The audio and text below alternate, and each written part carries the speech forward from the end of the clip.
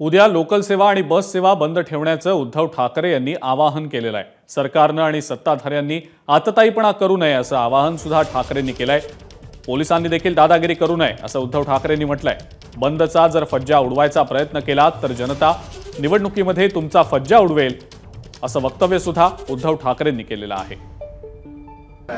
हो, बंद ठेवायला पाहिजे, कारण उद्याचा बंद हा कोणत्याही राजकीय हेतूने प्रेरित नाही।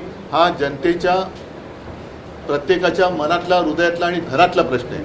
म्हणून लोकल आणि बस मी सरकारला सुद्धा विनंतीच करतोय, जरी मी संताप मनात असला तरी सरकार आणि सरकारी पक्षाला विनंती करतोय की आपल्याला सुद्धा मुलीबाळी आहेत, कुटुंब आहेत, त्यांच्या रक्षणासाठी तुम्ही अकार्यक्षम असलात तरी जनता सक्षम आहे।